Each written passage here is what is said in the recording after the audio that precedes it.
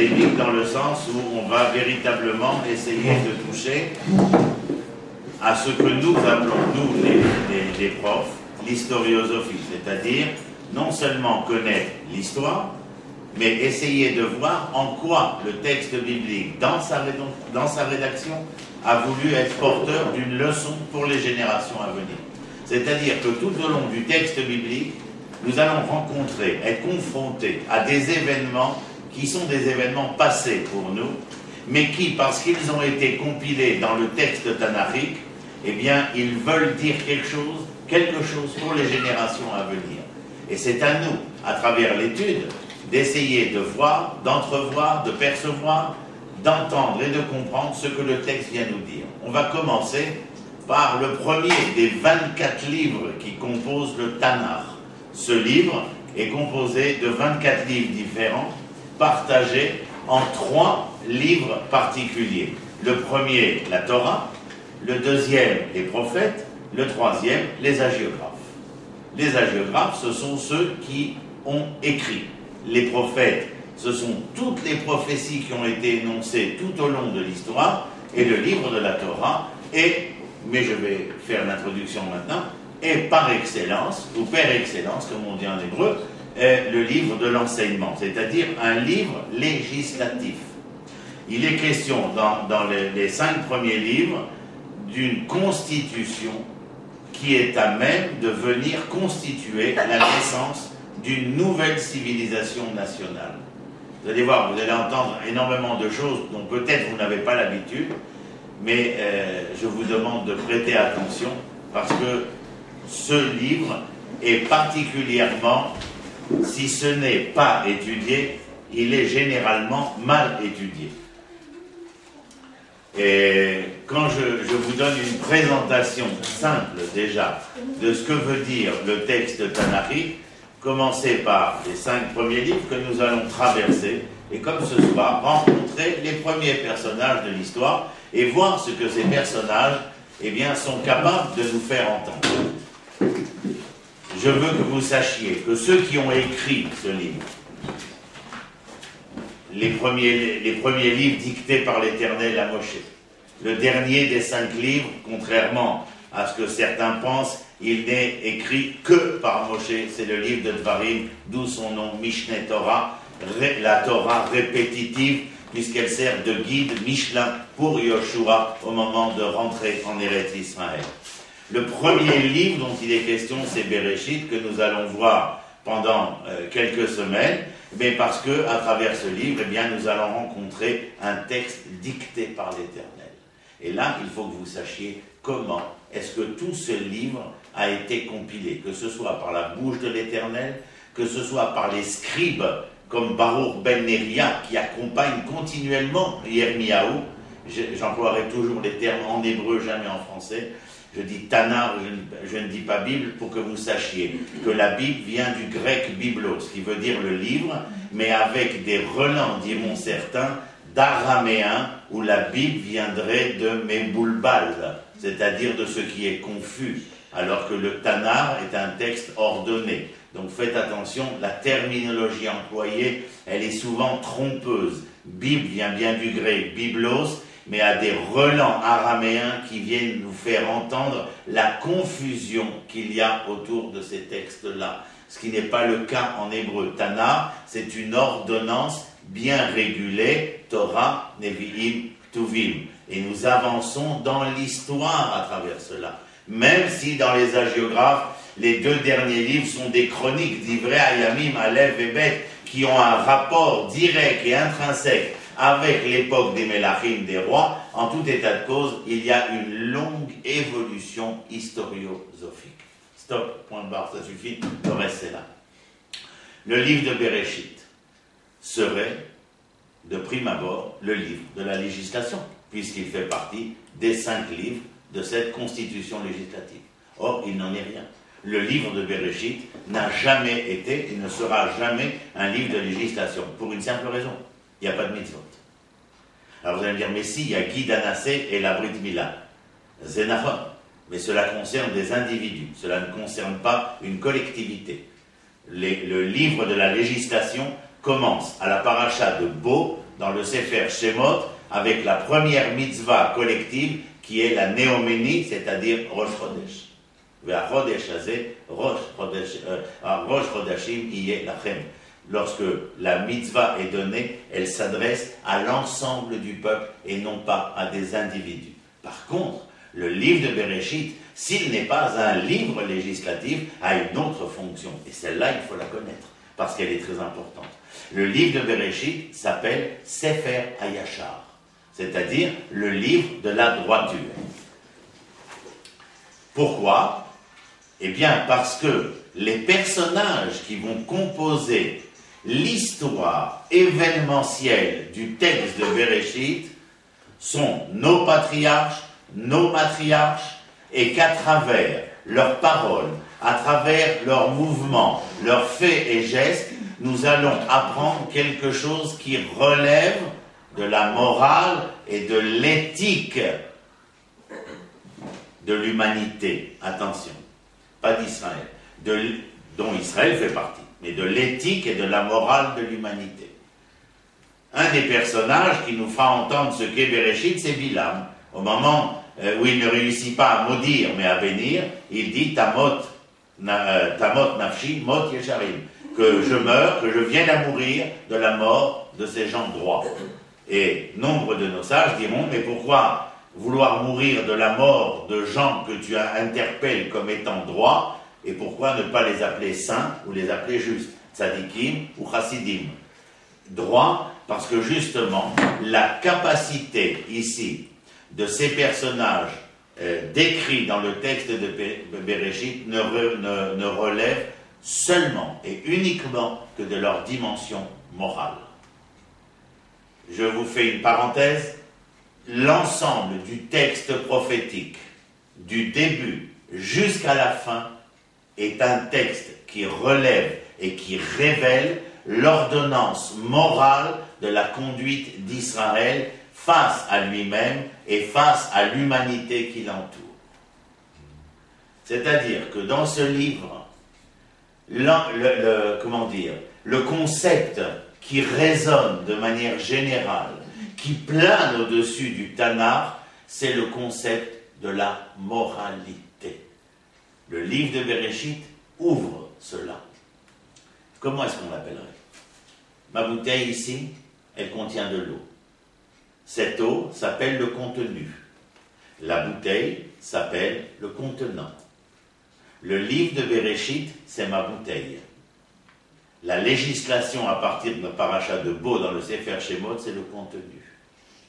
Il est absolument impossible pour l'Éternel de déverser un contenu quel qu'il soit s'il n'y a pas le juste contenant. Ce n'est pas simplement le contenant, le juste contenant. C'est-à-dire, ça s'appelle en hébreu, le juste contenant, Bemida Anechona. C'est la juste mesure. Aucun d'entre nous, lorsqu'il va s'habiller, n'ose aspirer à demander une taille supérieure ou une taille inférieure. Vous êtes bien d'accord avec moi? Chacun va demander sa juste mesure. Pourquoi? Eh bien parce qu'il est important que le contenu corporel puisse s'insérer dans le contenant vêtement. C'est clair jusqu'à maintenant? C'est-à-dire, rappelez-vous simplement, Bereshit n'est pas un livre législatif, il est le livre de la moralité, de l'éthique d'une humanité. Sans cette morale et cette éthique, il sera impossible de commencer à donner, à offrir, à octroyer à ceux qui seront choisis pour devenir les vecteurs de la rédemption de l'humanité, de donner, d'offrir et d'octroyer cette Torah, c'est-à-dire cet enseignement. C'est absolument impossible, vous allez le voir. L'ouverture, je fais une parenthèse, on y reviendra. L'ouverture du livre de Bereshit se fait sur un fratricide. Un frère tue un autre. S'il n'y avait pas à la fin de Bereshit, Parashat Vayechi, un frère qui rachète les autres frères, c'est-à-dire qui passe l'éponge d'une certaine manière, il n'y aurait jamais eu de Sefer Shemot. C'est clair? C'est-à-dire que ce qui sous-tend la tension, la densité de l'épopée humaine commence au travers un concept qui est essentiel, qui est le concept de la fraternité, c'est-à-dire de la moralité fraternelle. Vous allez voir que dans les semaines à venir, nous allons suivre un même fil d'Ariane. Ce fil d'Ariane va essayer de nous faire rencontrer à tous les moments où est-ce que le bas blesse lorsqu'il est impossible que l'homme rencontre le prochain, c'est-à-dire que s'établit une relation fraternelle. Pour faire plaisir à vos oreilles, je vais vous donner un petit cadeau ce soir aussi. La racine de le frère se dit Ach. Ach est la racine de Acher, l'autre. Et Acher est la racine de Acharaï, celui qui est responsable. Si nous sommes en face d'une telle polysémie de racines, c'est pour nous faire entendre que n'est responsable dans ce monde que celui capable de voir dans l'autre celui qui est son frère. C'est-à-dire, quand vous ne comprenez pas, vous interrogez. Ce n'est pas de la quantité, c'est de la qualité. C'est-à-dire que nous devons savoir, parce que nous n'apprenons pas simplement pour nous, nous apprenons aussi pour faire savoir. Ce n'est pas facile, ce n'est pas aisé, mais c'est possible. Et vous avez la chance, à part lui et moi, mais vous avez une chance, c'est que vous êtes porteuse d'une dimension d'appréciation qui s'appelle la Bina. Et donc vous avez des facilités beaucoup plus grandes. Nous sommes à la dimension de la Chorma, c'est-à-dire du Koachma, l'être qui compose Chorma, la force de la question. Nous sommes capables de questionner comment se fait-il que les nuages sont noirs. Mais nous sommes incapables de déduire logiquement, je caricaturise bien entendu, nous sommes incapables de déduire logiquement que les nuages noirs vont amener la pluie. Pour vous, c'est une donnée intrinsèque de votre être, de par naissance et création originelle. Pour nous, c'est un travail. Pour vous, c'est une donnée intrinsèque de la création originelle. C'est-à-dire, donc, c'est la raison pour laquelle, lorsque l'Éternel, encore une autre parenthèse, lorsque l'Éternel va donner ce fameux contenu, il interpelle d'abord, vous vous rappelez qui? Bet Yaakov, c'est-à-dire, et après Béné Israël. C'est-à-dire, Tov. Et on ne peut pas tout dire, bien entendu, mais on va essayer de voir l'essentiel durant toutes ces rencontres. Lorsque je commence avec le livre de Bereshit et je vous parle de moralité et d'éthique, la première chose que vous devez savoir, c'est que Dieu crée le monde. Pour que Dieu crée le monde, vous pouvez oublier ce que je dis après, quand je vais dire ce que je vais dire maintenant, parce que c'est peut-être, ça nous emmène dans des pensées ésotériques trop compliquées. Mais pour que Dieu puisse créer le monde, il faut que Dieu se retire, il se réduise quelque part pour laisser place à. Quel est le verbe qu'on emploie en hébreu? Bereshit, bara, c'est-à-dire bara, c'est créer. Bara a une occurrence hébraïque et une occurrence araméenne. À savoir que bara veut dire créer et bara veut dire être à l'extérieur de. C'est-à-dire existere en latin, qui est à l'origine de l'existence, et ce qui a été capable d'être créé pour se retrouver face à moi. Lorsque je vis, je crée une situation, un événement, une rencontre, où ces trois éléments-là vont se retrouver dans un face-à-face avec moi. Lorsque Dieu crée l'homme, il crée ce face-à-face avec l'homme, c'est-à-dire qu'il engage un véritable projet avec l'homme, et que l'homme va devoir répondre à ce projet.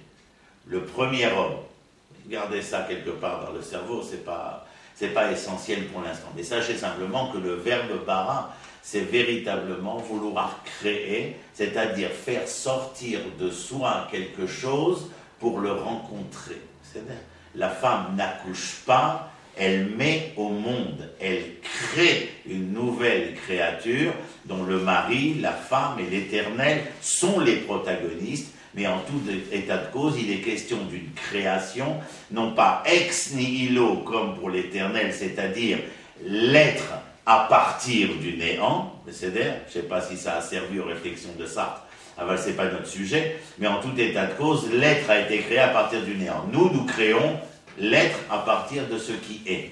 Mais en tout état de cause, la création ressemble à celle de l'éternel, c'est-à-dire que perpétuellement, nous avons besoin de créer quelque chose dont nous allons avoir le reflet perpétuel face à nous.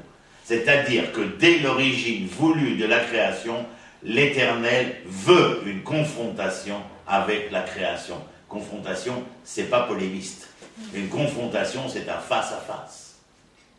Où l'un comme l'autre vont devoir prouver quelles sont leurs intentions, quelles sont leurs finalités et quelle est la finitude de cette rencontre-là.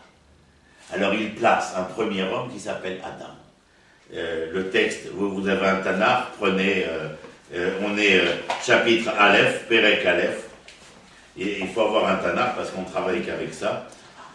C'est le livre par excellence.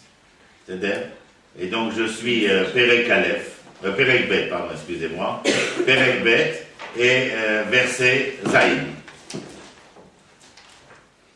C'est-à-dire, Perek Bet, dans le livre de Bereshit, Vayetzar Adonai Elohim et Adam afar mina Adama Vayipar be'apiv nishmat chaim Vayi Adam le nefesh chaya Vayetzer Adonai Elohim.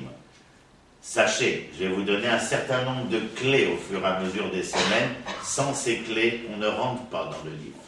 Je vais aller à la synagogue tous les Shabbats pendant 100 000 ans. On en ressort, comme on disait ma grand-mère, une main devant, une main derrière. Il y a où il y a les clés, où il n'y a pas les clés. La majorité des gens n'ont pas les clés. Donc il faut savoir, première clé que vous voyez aujourd'hui. Vayetzer Adonai Elohim. Qui sont-ils? Qui va être face à moi? Qui est mon créateur? Adonai Elohim.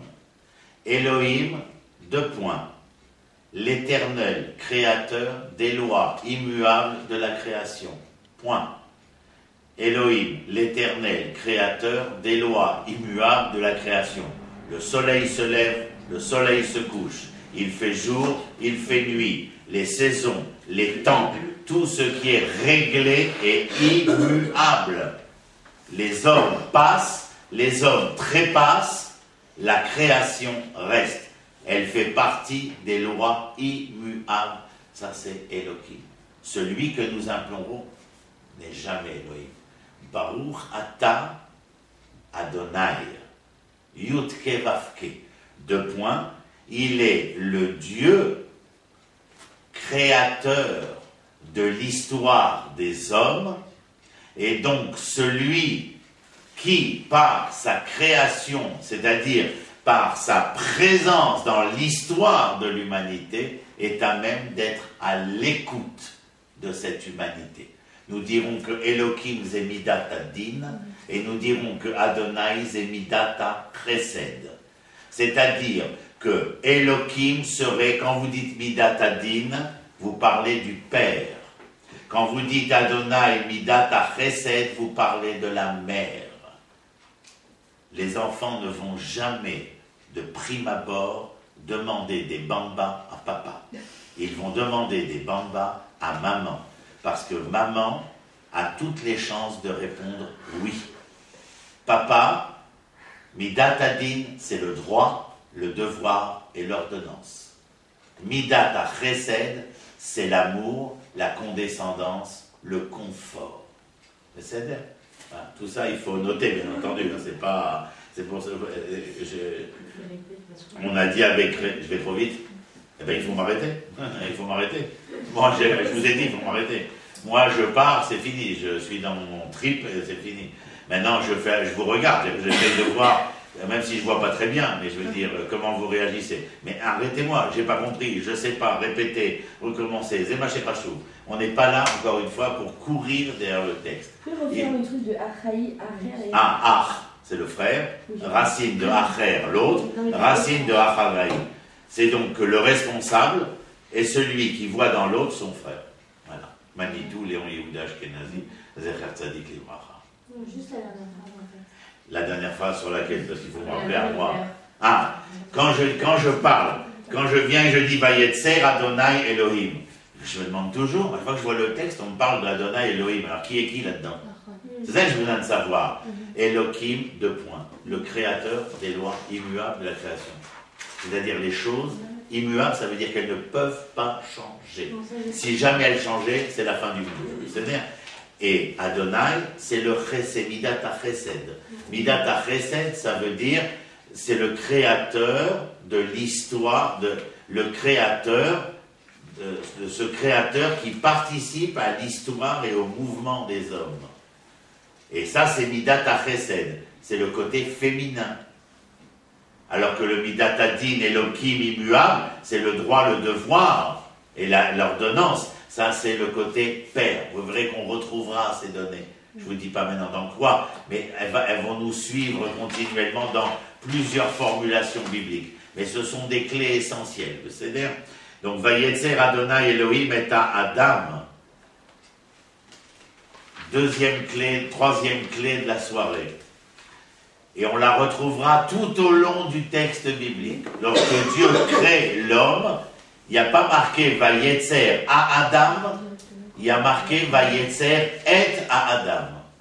Lorsque Adam s'accouplera à Chava, il y aura marqué Ve Adam Yada et Chava Ishto. Lorsque Elkana rencontrera Chana, Ve Elkana Yada et Chana Ishto. C'est-à-dire, et lorsque Chava va donner naissance à Caïn, va-t-elle et Caïn et Achiv. Les et. Je vais doucement. Et. Rachid dit, mais ça ne notez pas, parce qu'on ne va pas le retenir, et, c'est un multiplicateur. Celui que la philologie juive a retenu, c'est l'explication du Rambam, Rabbi Moshe ben Nachman, 1236, Espagne, 13e siècle. Et là, il dit, à chaque fois que vous verrez la préposition « et », vous devez prendre conscience qu'il s'agit de présenter l'essence du terme qui suit la préposition. « Et Adam »,« Et Chava »,« Et Hana », c'est l'essence du mot qui suit. Ici, lorsqu'il crée l'homme, ce n'est pas une structure, un squelette physique simplement. C'est Ramban. Ramban, Nun, Nachmanide, c'est-à-dire Nachmanide, c'est 1236. Rambam, c'est 11e siècle, c'est-à-dire fin du 11e, début du 12e. Rashi, c'est 11e siècle, dans le Champenois, c'est-à-dire à Troyes. Ça aussi. C'est pour ça qu'on commence, si vous avez une bonne idée de commencer, tout ça, ça doit être un véritable informatique de notre savoir. Moi, je connaissais Louis XI, 12, 13, 14, 15, 16, c'était pas difficile, c'était quantitatif. Maintenant, on va voir qu'il y a des noms, c'est beaucoup plus difficile, c'est bien. Donc, lorsqu'il est question de Adonai Elohim, nous avons une approche que celui qui crée l'homme ici, crée non seulement le squelette de l'homme, mais il crée l'homme en substance. Comment vous pourrez? Vous savez comment vous allez retenir le et, essence du mot qui le suit? Parce que et, c'est mialef atav. C'est pas difficile à se rappeler. L'essence de l'être, c'est mialef atav. Lorsque Adam va aimer Chava, lorsque Elkana va aimer Chana, il l'aime pour ce qu'elle est, et non pas pour ce qu'il voudrait qu'elle devienne. D'ailleurs, ça c'est un axiome essentiel de l'enseignement sur l'amour, et à savoir, je l'aime mialef atav. Avec toutes ses qualités, tous ses défauts. Je t'aime pour ce que tu es et non pas pour ce que je voudrais que tu sois et que tu deviennes. Chaz de Khalila. C'est-à-dire, mais nous deviendrons quelque chose. C'est-à-dire, j'avais souvent des étudiantes qui lèvent la main, mais moi je le changerai, moi je le ferai, moi je ne sais pas si Sarah se rappelle de ça. Aval, on ne change personne. Je ne change pas tu et tu ne changes pas je. Mais nous changerons. C'est-à-dire, c'est différentiel. Ok? Et ça évite beaucoup de problèmes, 36 Rav King George ou Betin Arabani. Vayetzer Adonai Elohim et Adam, Afar mina Adama, poussière à partir de la terre, Vayipar be'apiv nishmat chaim, il insuffla dans ses narines un souffle de vie. Ce souffle de vie, c'est l'âme.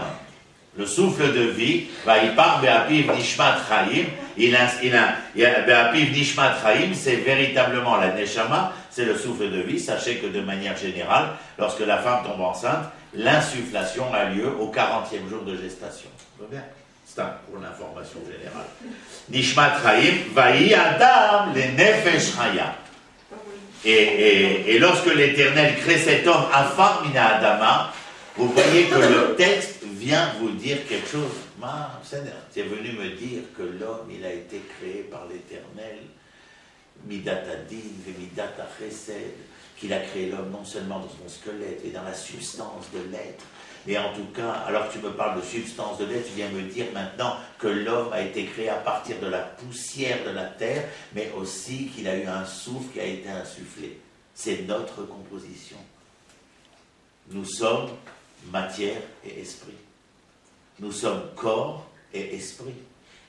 C'est dès l'origine du temps une information qui vous est donnée. Ne devenez pas totalement spirituel, car vous contrarierez le projet divin. Ne devenez pas complètement corporel, car vous contrarierez le projet divin. C'est dans la capacité qu'il nous sera donné de créer cette osmose entre le corps et l'esprit que nous ferons acte d'allégeance au projet divin. C'est bien. Maintenant, sachez qu'il y a une autre leçon ici. Adam mina Adama. Et lorsque l'Éternel dicte ici à Moshe, donc comprenez de quoi, qui parle ici. C'est l'Éternel qui parle à Moshe. L'Éternel, dès l'origine, va lui dire que dans la matière de l'homme, dans le corps de l'homme, il y a un port d'attache essentiel pour l'homme. Quand je dis il ne faut pas vivre que dans le monde spirituel, c'est-à-dire se détacher de ce monde. Au contraire, il faut spiritualiser, il faut sanctifier, en clair. La Kedusha, c'est Chaim, hein. Le contraire de Kedusha, c'est la mort. Ah ben, la Kedusha, c'est la tête Chaim. Insuffler un souffle de vie à l'existence, à la création, à l'existence humaine. Et donc ici, le rapport que veut faire l'Éternel en dictant à Moshe, Adam mina Adama, c'est que dès l'origine, Dieu veut faire valoir que l'homme, il recevra un souffle de vie que lorsqu'il aura été capable de comprendre qu'il est intimement attaché à la terre sur laquelle il a été créé. Ça ira beaucoup plus loin dans les pages à venir, où l'Éternel dira que s'ils sont d'une même racine étymologique, c'est parce que jamais, au grand jamais, l'homme pourra venir, encore une fois, contrarier le projet divin en disant qu'il ne tire pas ses racines de la terre, que la terre ne lui apporte pas de racines, et venir clamer à la face du monde qu'il accepte d'être un déraciné. Les hommes ne voudront jamais, au grand jamais, être des déracinés. Ils seront, dès l'origine des temps, des bergers et des agriculteurs. L'attachement à la terre est ici essentiel. Je vais vous donner un autre cadeau. Le nom de la terre, c'est Adama. Le nom que l'homme reçoit, c'est Adam. Je vous ai dit tout à l'heure, et vous allez comprendre pourquoi je vous dis ça maintenant. Lorsque l'Éternel va créer l'homme, je vous ai dit qu'il y avait comme un état réducteur, c'est-à-dire que comme si l'Éternel se réduisait, ce qu'on appelle le tzimtzum, pour laisser place, parce que l'Éternel enveloppe la création dans son ensemble, d'ailleurs même la création créée, comme la création qui n'est pas à la portée de notre connaissance. Il est omniprésent, il est omnipotent dans l'ensemble de l'univers. Pour que nous puissions être, pour que ce système ait pu voir la vie, il a fallu que l'Éternel fasse place à la vie qu'il avait décidé de créer. Maintenant regardez, l'homme qu'il crée s'appelle Adam. Et dans le Zohar, nos sages sont venus nous dire que Adam, vous allez le retenir parce que ce n'est pas difficile de ne pas l'oublier, c'est l'acrostiche de Abraham, David et Moshe. Et le Zohar de dire Abraham, David et Moshe, Aleph, Dalet, même, l'acrostiche, les lettres, les initiales, c'est-à-dire Abraham, Aleph, David, Dalet, même Moshe, c'est-à-dire. Et Abraham, et ces trois hommes, ils ne sont pas là par hasard, c'est parce qu'ils ont un point commun. Lequel? L'humilité. Où Abraham a dit Ani afar ve'efer, je ne suis que poussière et cendre. David a dit Ani ketolaat veloish, je ne suis qu'un ver de terre et pas un homme. Et Moshe a dit Va'anachnu ma, l'humilité. Et que voulez-vous me dire lorsque vous voulez me faire valoir que l'homme est dans son essence porteur de l'humilité? C'est parce que l'humilité dont sera porteur l'homme est nécessairement portée par l'homme, ce sera d'ailleurs sa nécessaire liberté, c'est lorsque l'homme, dans son humilité, sera capable de faire un pas en arrière pour laisser place à l'autrui humain comme à l'autrui divin. Et lorsque l'homme, dans son pas en arrière, aura fait place à l'autrui humain et à l'autrui divin, alors l'autre pourra faire un autre pas en avant et commencer un dialogue, une rencontre dans ce face-à-face tant attendu. Mais lorsque vous êtes dans une omniprésence exacerbée du jeu, il n'y a de place pour personne. Ça va? C'est un peu compliqué. Il faut vous habituer. On y a cru, c'est les complications de l'esprit. C'est le premier simple. Oui, non, mais j'ai tordu le thé. Ma femme me dira, des fois je veux lui lire ce que j'écris, et elle me dit, laisse-moi tranquille avec les fois. Mais c'est tellement riche qu'on a l'impression de jamais dire tout ce qu'il faut dire. Maintenant, je fais une pause par rapport au texte lui-même pour vous dire, regardez, quand on a vu Vaïtsar Adonai Elohim et Adam, Afar min Adama, Vaïpar Be'apiv Nishmat Chaim, Vaï Adam et Nefesh Chaya. Oui. Quand on a dit quand on laisse place à l'humilité, qu'est-ce qui se passe?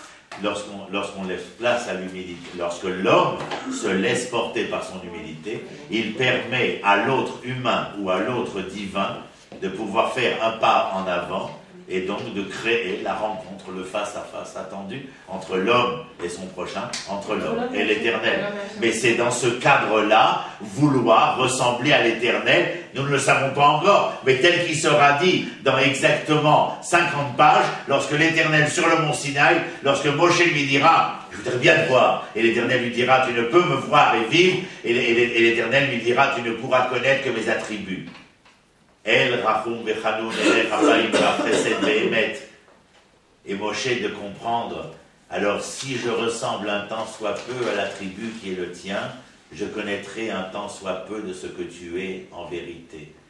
Voilà, ici ça commence. Lorsque toi, tu auras été capable de laisser place pour que la vie naisse, car la rencontre, le face-à-face avec l'homme, avec Dieu, c'est permettre à la vie d'être. La rencontre est porteuse de vie. Je voulais vous dire, comme on a vu cette phrase maintenant dans le texte lui-même, vous avez remarqué, je veux vous faire remarquer deux choses. La première, qui est un des lyrismes que j'ai écrits, si on vous demande qui a dit ça, vous devez dire Dixit, René Christ. La lettre est une note, le mot est un temps, la phrase une mesure, le texte une véritable symphonie. Il faut que vous commenciez à entendre cela de cette manière. La lettre est une note, le mot est un temps, la phrase une mesure, le texte une symphonie. Vous avez vu, regardez votre texte, vous voyez, comment vous faites pour lire votre texte qui est devant vous? Parce que les lettres sont noires. Mais pas seulement parce qu'elles sont noires, mais parce qu'il y a une acceptation de la rencontre entre la lettre noire et le fond blanc. Ce qui me fait dire que dans tout ce que je vous ai dit jusqu'à maintenant, j'ai été regarder non seulement le noir des lettres, mais le blanc qu'il y avait au sein ou entre chacune des lettres. Nous verrons ça plus longuement avec les prophètes, mais sachez que dès l'origine, ce n'est pas dans ce qui est dit que se trouve ce qu'il y avait à dire, et dans les non-dits du texte, il y a quelquefois beaucoup plus à dire et à exprimer que dans ce qui est dit. Quand je l'ai rencontré, et pourtant Dieu sait si j'ai le verbe et la verve, je suis resté sans mots. Mais je suis sûr que ce jour-là, j'ai dit beaucoup plus de choses que c'est. Écoutez, dans le non-dit, il y a beaucoup plus à dire. Regardez, au cinéma, souvent, vous voyez que les plans sont des plans sur des visages qui se regardent. Et quelquefois, les metteurs en scène demandent le silence, parce que tout se joue dans le silence du regard, dans la rencontre qui n'est pas émulsionnée par la parole, mais qui est émulsionnée par le silence de la parole. Ça s'appelle les non-dits dans l'étude biblique face aux dires. Il y a plus dans les non-dits que dans les dires. Vous verrez, quand on verra les prophètes, c'est du fantastique. Pachout, c'est du fantastique. Je dis Kolka Chaval, qu'on ne sache pas, qu'on ne connaisse pas le livre le plus essentiel de l'histoire. Toute la Mishnah, toute la Gemara, toute la Halacha, toute la Haggadah, tout le Shulchan Aruch, toute première question. Et tout le monde connaît les aboutissants, et personne ne se pose la question comment est-il acceptable de détenir des aboutissants sans tenir les tenants. À la limite, ça relève de l'outrecuidance. En français, du culot. L'outrecuidance, ça va vous paraître encore très moliérien. Mais en tout état de cause, c'est véritablement du culot que les gens viennent vous débiter des cours sur Aleph Bet Gimel. Je parle de différentes matières, alors qu'ils ne possèdent pas les 1253 pages qu'il y a ici. C'est ça qu'il faut posséder. Même dans le regard d'aujourd'hui, vis-à-vis de l'événement que nous vivons, c'est ici que sont les réponses. Dans aucun autre livre. Aucun autre livre. C'est ici que sont les réponses. On les verra au fur et à mesure.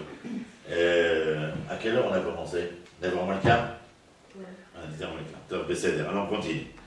Top. Nous sommes donc à la naissance de Adam. Regardez maintenant. Il faut que je prenne un Tanakh plus gros moi maintenant. Verset Yutret, c'est plus bas. Va Yomer Adonai Elohim, encore une fois. Lotov eyot Adam levado. Ce n'est pas bien pour l'homme d'être seul. Je suis à la suite. Yutret, 18. C'est rien, c'est le début. Après, vous verrez que dans 2 ans, vous verrez qu'on passe d'une page à un chapitre, on vient en arrière, on va en avant, c'est du jonglage de Tana. C'est comme ça que ça se joue, Tana. Yutret, là on était à Zaïtret, maintenant on va à Yutret, c'est-à-dire 18. Va Yomer Adonai Elohim, Loto Veyot Adam Levado et Aselo Ezra Kenegdo. Phrase célèbre, monument emblématique de l'histoire biblique. L'homme seul n'est pas bien, il faut que je lui fasse une aide face à lui. C'est un autre face à face. Il y a le face à face de l'Éternel avec sa créature, avec sa création. Et il y a un face à face de l'Éternel avec sa créature. Et il faut maintenant que sa créature soit dans un face-à-face à une autre créature. Je vous le délivre. Le Maharal de Prague, Rabbi Yehuda Lev, 16e siècle, l'époque de la Renaissance, viendra nous donner ce qu'on appelle une définition géométrique de cette équation. Je vous la livre maintenant, vous l'inscrivez, vous la gardez à tout jamais dans votre esprit. Lorsque la deuxième créature n'a été créée que parce que c'est là que commencent les princesses. C'est là que commence la harva, la fraternité. C'est-à-dire la rencontre entre 2 créatures. Ici, c'est l'homme et la femme. Lorsque le Maharal de Prague, des siècles plus tard, écrira que dans la seule rencontre des créatures, l'une face à face de l'autre, il y aura une possibilité de construire les angles de la rencontre vers l'Éternel et jamais autrement. Jamais autrement. Donc ça passe par la rencontre. Exactement. Et ça, c'est fondamental. C'est-à-dire que c'est axiomatique. Et ça ne peut pas être remis en cause. Il n'y a pas de rencontre de l'homme avec l'Éternel si ce n'est que l'homme n'ait pu rencontrer l'autrui. C'est fondamental, fondamental. Comme disait Lucchini, c'est énorme. Ça c'est un autre registre. Mais comprenez qu'il y a là, Vayetzer Adonai Elohim ina Adama kol chayat asade, etc., etc. Maintenant regardez Chafalef 21. 3 versets plus loin. Vaïpol Adonai Elohim. vous vous rendez compte que pour créer l'homme, pour créer la création, pour créer les créatures, continuellement, c'est Elohim Adonai. C'est-à-dire que la création ici engendre quelque chose qui est à même de pouvoir rencontrer l'Éternel par la miséricorde de l'Éternel, Midata Chesed, Midata Rachamim, mais qui, dans la volonté créatrice de l'Éternel, doit être immuable. On ne peut pas remettre en question la création de l'Éternel. En vérité, si. Puisque l'Éternel remettra en cause sa propre création. Enfin, dans l'origine, dans l'ontologie de la création, il y a une idée qui est propagée qui veut venir dire que la création se devrait d'être immuable, c'est-à-dire, et immuable lorsqu'elle est capable, cette création, cette créature, de comprendre qu'elle n'est pas face seulement au droit, au devoir, à la justice, mais qu'elle est confrontée aussi à quelqu'un, on va mettre quelqu'un entre guillemets, à quelqu'un capable de prêter attention, de prêter l'oreille. Moi je ne dirais pas prêter, excusez-moi, de donner l'oreille ou de donner l'attention. C'est ce qui est détente plastique là. Alors, bon. Alors, verset 21. Vaïpol Adonai Elohim Tardema. Vaïapel, Zera. Pour créer la femme, il endort l'homme. Tardema à la Adam, Vaïchen, Vaïkar, Achat Mitzlaotav, Vaïsgor, Bassar, Tartar. Mamash un histoire, chirurgie, Saldom. Il prélève une côte. Pour à partir de cette côte, Vaïven Adonai Elohim et Atzela, Sherlaka. Et à partir de la côte qu'il a pris, il a construit, il a édifié, Minad, l'Elisha, Vayaveha el Adam. C'est-à-dire qu'il a été capable d'élaborer la femme à partir de ce qu'il avait prélevé. Bon, ça, tout le monde connaît l'histoire, bien entendu. Moi, je vous emmène ailleurs maintenant. Et là où je vous emmène, c'est dans les blancs, pas dans les noirs. Les noirs, tout le monde connaît l'histoire. C'est dans les blancs que je vous emmène pour comprendre ce qu'on est venu. Nous raconter l'histoire, c'était sympa, je veux dire, bonne nuit les petits. Enfin, on s'en fout. Tu as fait une opération, tu as pris la côte, marre pas ta nous. Qu'est-ce que tu veux nous dire quand tu ne racontes pas ça pour rien? Je veux dire, c'est pas Monsieur Grimm, l'Éternel. Il est venu raconter ses contes, les contes de Grimm. Non, laisse tomber. Et donc alors maintenant, quelle est l'idée? Il y a une idée fondamentale qui est inscrite ici. Toute la création des créatures, je parle, il va y avoir 4 formes de création. D'accord? Le monde minéral, la roche, le monde végétal, les plantes, les fleurs, etc. Le monde animal et le monde humain. Rabbi Yehuda Lévi, dans le Kuzari, au XIIIe siècle, écrira qu'il y a une 5e création qui est le monde prophétique. Mais ce n'est pas notre problème. Le monde minéral est domème. Domème, ça veut dire statique. On ne vient pas ici, bien qu'il y ait à ce sujet de quoi parler, mais le domème, c'est ce qui est fixe, statique. Le monde minéral, le monde végétal et le monde animal va être créé séparés. En quoi? Un monde végétal et un monde animal différenciés sexuellement. Il y aura dans le monde végétal une sexualité féminine et une sexualité masculine. Ainsi dans le monde animal. Le monde humain sera, enfin le monde humain c'est Adam, il sera créé androgyne. C'est-à-dire qu'il est porteur en son sein d'une dimension équivalente au féminin et au masculin. Lorsque l'Éternel vient prélever quelque chose à partir de ce qui est dans Adam, dans l'être androgyne, il vient prélever une côte de Adam, Tsela. Mais en vérité, quand vous dites Tsela, c'est le, comment dire, pas le côté, non, c'est le trait d'une figure. C'est-à-dire, l'éternel, c'est de là que beaucoup ont dit, il a fallu un dessin expérimental pour ensuite créer le brouillon, c'est ça. Alors il y a comme un trait, mais j'en parlerai après.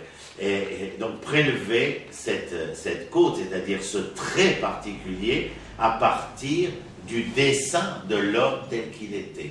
C'est-à-dire, il a fallu prélever d'une partie de la figure créée par l'Éternel pour créer la figure de celle qui allait accompagner l'homme.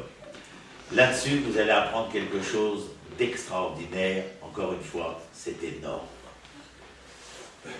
Tous, végétal, animal, créés différemment. L'homme créé androgyne pour ensuite être séparé tel que nous venons de le voir.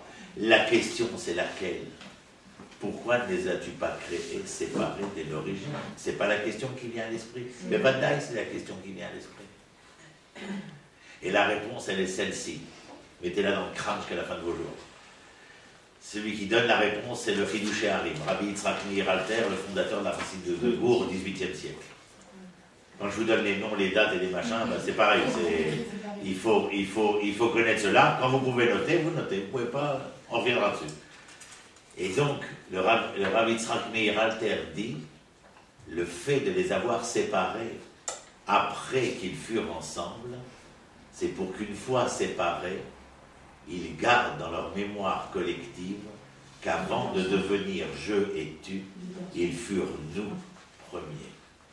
Et lorsqu'ils deviendront je et tu, ils n'auront plus qu'une seule et même aspiration, de par les mouvances et la dynamique de la mémoire collective, que de retrouver les nous premiers de la création.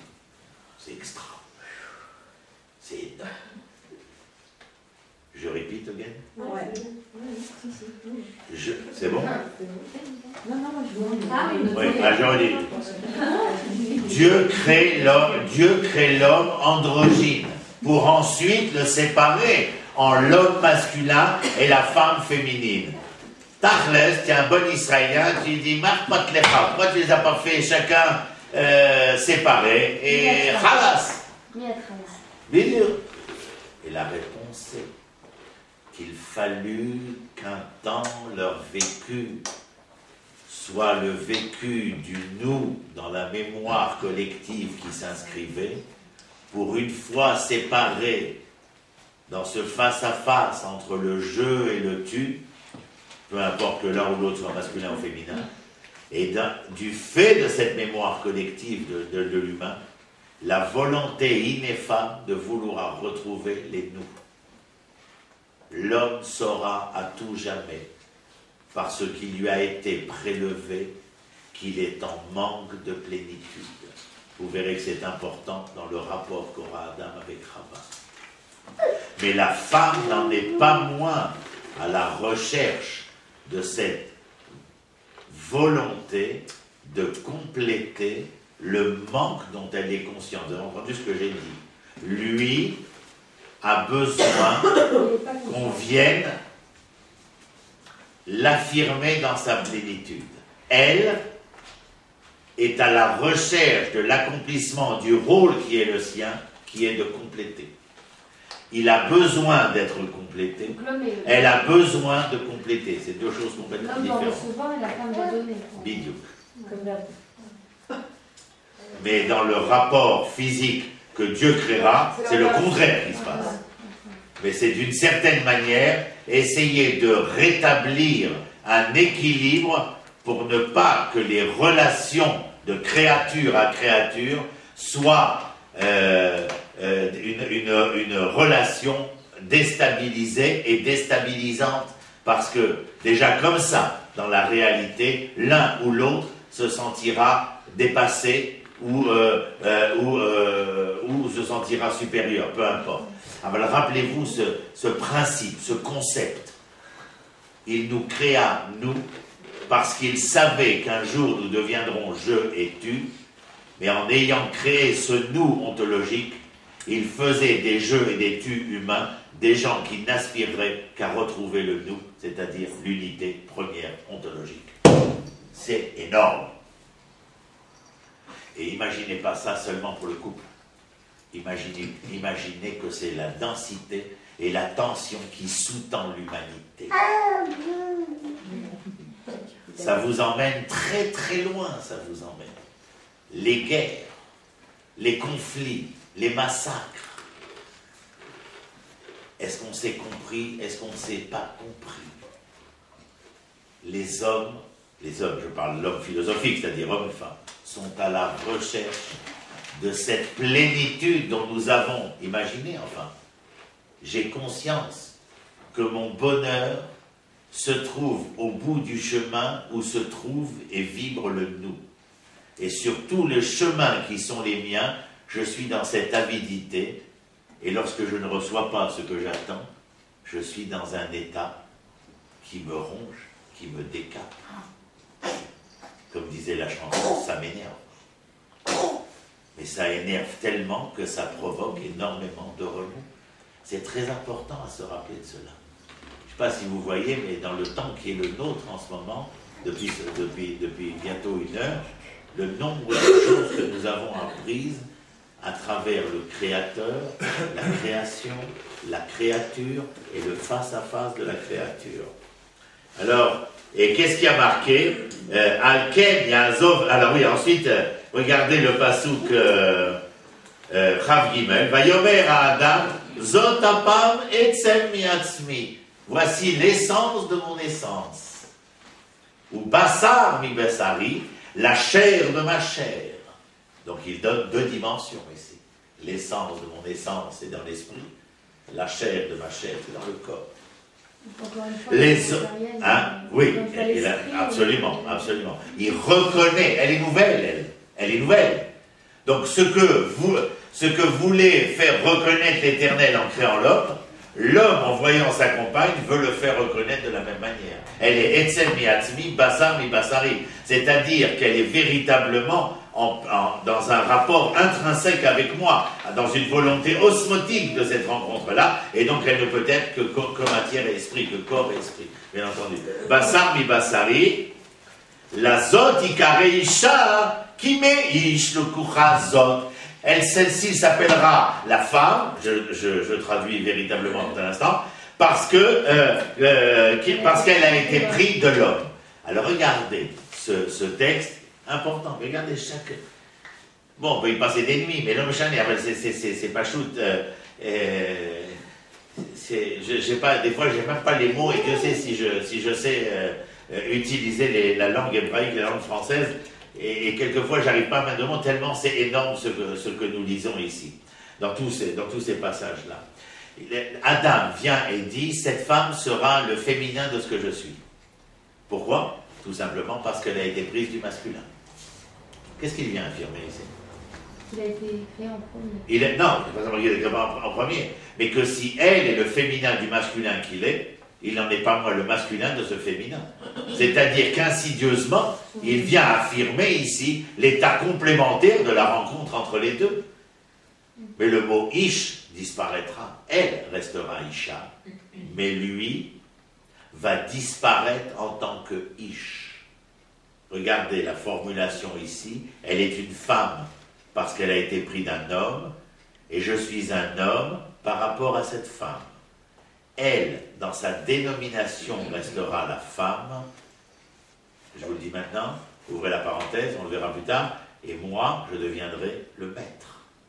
Elle m'appellera Baali, et moi, je l'appellerai Ishti. Ishti, Isha, Sheli, Baali, mon maître.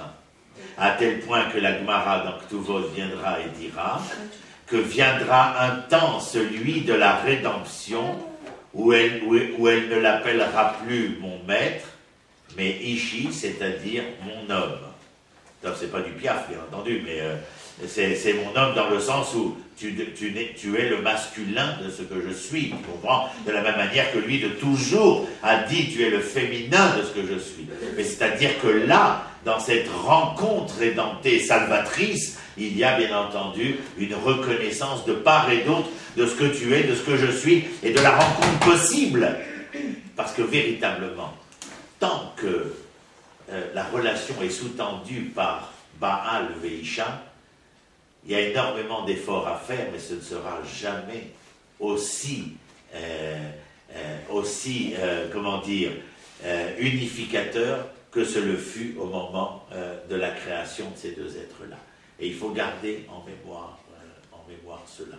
À quel moment dans le texte le mot Isha sous-entend que c'est, enfin, sous-entend que c'est quelque chose de féminin, quelque chose d'une femme? Ah, c'est ici. Il vient, il dit, il dit ici, Mibasar Vasari, la Zotikare Isha. Aisha, c'est celle qui est le He ici, le He. Qu'est-ce qui fait croire que c'est une présence féminin? Voilà, que c'est le Keva. Le He, il y a une restriction dans la grammaire. On dira at et on dira ata. Mais dans toutes les autres formulations, tu m'as dit, qui c'est Valérie? Ah oui, c'est là. Et tu m'as demandé si Ivry avait un féminin. Et je t'ai dit, Ivria, je t'ai répondu. Oui, si, j'ai répondu, c'est marqué là. Et la preuve est. Ivria, qu'est-ce que j'ai rajouté pour te dire qu'il y avait un féminin? Et ainsi nous est formulé le féminin dans la terminologie, dans la grammaire hébraïque, par la présence du « et ». Qu'est-ce que c'est que le « et » ? C'est une autre histoire. C'est-à-dire, sache que le « et », le « et » représente... non, laisse tomber, c'est pas la peine. Sache simplement que le « et », maintenant, il y a une exception, c'est le « at » et le « ata ». C'est l'exception. Mais l'exception ne confirme pas la règle. Et la règle, c'est que le « et » est significatif de la féminité, alors que le « et » retiré est significatif du masculin. Mais pourquoi le « et » c'est une autre histoire. Je termine la phrase. Alken Yazovish le dernier verset, Rav Dalet. Qu'est-ce qui est écrit? Alken aussi, dans cette rencontre entre ce féminin et ce masculin, il ne peut rester, comment dire, des relents qui sont ceux-ci. Alken Yazov ish et aviv et imo vedabek beishto veayu le basar echad. C'est-à-dire que le texte dès l'origine vient et te dit, même si on a nos étudiants qui gueulent parce que quoi, je vais laisser ma mère et tout, personne t'a dit de laisser ta mère, on t'a dit simplement d'être avec l'homme que tu as choisi. Non, oui, mais c'est les deux, c'est les deux. Ici, c'est... Oui, Ish, Yazor, Abal, Ish, ici, c'est l'homme créé, moi je veux dire. C'est la créature en vérité, la créature humaine. Yazov est à vivre et tout. Si on accepte, c'est-à-dire, comment dire, le postulat que nous avons énoncé, à savoir que Dieu crée l'être humain androgyne, qui le sépare ensuite, mais que dans la mémoire collective, ils doivent se retrouver pour retrouver le nous antérieur, le nous ontologique. Ça veut dire que les parents ne sont que les moyens d'eux. Mais la finitude du nous se trouve dans la rencontre avec la femme de ma vie ou avec l'homme de ma vie. Mais pas avec le père de ma vie ou la mère de ma vie. C'est incestueux au possible. Les parents ne sont que les moyens de. Chanor est un Nahar al-Pidarko, Mishle, Shlomo Amelech, enseigne à l'enfant selon son chemin. Ta force à toi de parent, c'est de découvrir quelle est la teneur de cet enfant. À travers cette teneur, de lui permettre de se servir des tenants qui sont les siens pour lui permettre d'aboutir. Mais ce n'est pas parce que tu n'as pas été pianiste qu'il devra devenir pianiste, Ras Vechalina. C'est-à-dire, les tares qui sont les nôtres, les échecs, les erreurs, les manquements, ne doivent pas être reportés sur l'enfant, mais découvrir quelle est la teneur de l'enfant pour utiliser ces tenants afin de le faire aboutir. Et donc le texte, dès l'origine, te dira qu'à chaque fois que tu veux engendrer la rencontre qui doit être unificatrice, il te faudra à chaque moment laisser derrière toi ceux qui ont été les supports d'un temps. Vous voulez un endroit où ça se retrouve, on le verra au moment où Abraham, à Haran, devra tout quitter, son père, son frère, etc., afin de partir vers la terre que Dieu lui indiquera, c'est-à-dire la terre de Canaan. Sans cet abandon total, pas un abandon, puisque, regarde, ce détachement total, il n'y a pas de possibilité pour lui d'engendrer, de générer quelque chose de nouveau, c'est-à-dire d'apporter un supplément de vie à l'événement humain. Et dans ces textes-là, vous voyez quels sont les supports que nous avons exprimés ici. Ils sont énormes et ça nous amène, bien entendu, vers nombre d'autres sujets. Je vais vous laisser poser des questions.